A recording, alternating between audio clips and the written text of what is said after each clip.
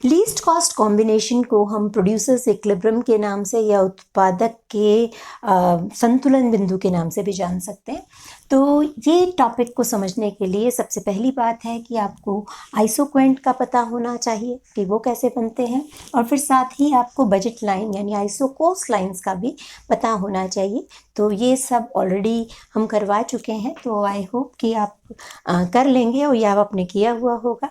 तो इस टॉपिक को समझने से पहले इससे रिलेटेड जो कुछ अजम्पशंस हैं जिसके बेसिस पे ये टॉपिक हम डिराइव करेंगे, तो उसकी बात कर लेते हैं। सबसे पहले प्रोड्यूसर रैशनल होना चाहिए, यानी कि वो उसका एक मेन पर्पस होना चाहिए मैक्सिमम प्रोडक्शन और लीस्ट कॉस्ट, तो ही पॉसिबल है। तो रैशनल या सियाना या समझदार होना चाहिए।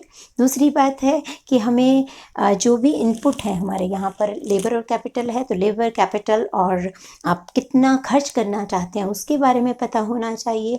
फिर हमारी जो फैक्टर यूनिट्स हैं वो सारी की सारी एक जैसी होनी चाहिए ताकि उसमें कोई गड़बड़ ना हो। और फिर इसमें सब्सटीट्यूटेबिलिटी है, यानी एक फैक्टर से दूसरे फैक्टर को हम सब्सटीट्यूट कर सकते होने चाहिए, और साथ में वो डिविजिबल भी होनी चाहिए, तभी ये डायग्राम पॉसिबल होगा, अदरवाइज ये नहीं बन पाएगा। तो इस वजह से इन सब अजम्पशंस को लेते हुए हम लीस्ट कॉस्ट कॉम्बिनेशन को समझते हैं। तो ये हमारे पास डिफरेंट क्या है, बजट लाइन्स है, आइसो कोस्ट लाइन्स है।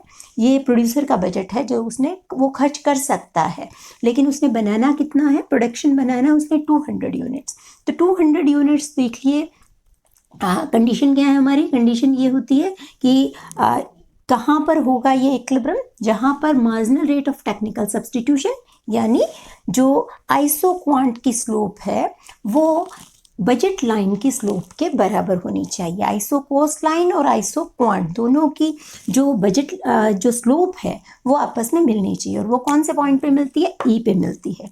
वो क्यों मिलती है उसका कारण समझिए कि देखिए यहाँ पर हमने इसी पॉइंट पे क्यों प्रोडक्शन करना है, यही पॉइंट हमारा इक्विलिब्रियम का पॉइंट है, यानी कि इस पॉइंट पर जहाँ पे इतना लेबर और इतना कैपिटल बनाकर 200 यूनिट्स हो रही है वो हमारा इक्विलिब्रियम का पॉइंट है।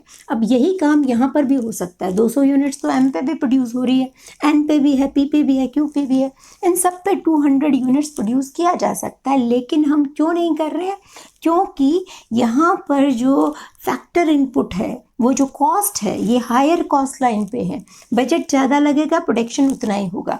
तो बेस्ट तरीका है कि हम A2 B2 पर काम करें ताकि वहाँ पर हमें जो है उतना ही प्रोडक्शन पहले से कम कॉस्ट पे मिले, ठीक है। जबकि ये जो A1 B1 लाइन है इस पर ये 200 यूनिट्स पॉसिबल नहीं है, तो इस पर हम नहीं कर सकते हैं। यहाँ पर ये महंगे बन रहे हैं और यहाँ ये हमारी रेंज से ही बाहर की चीज़ है, तो इसलिए हमारा इक्विलिब्रियम होगा A2 B2 पर, जहाँ पर ई पॉइंट है और वहाँ पर इक्विलिब्रियम होगा। इन इक्वेशंस को समझ लेते हैं। ये स्लोप ऑफ आइसोक्वेंट है, ये बजट लाइन की स्लोप है, इनकी डेरिवेशन हम ऑलरेडी कवर कर चुके हैं।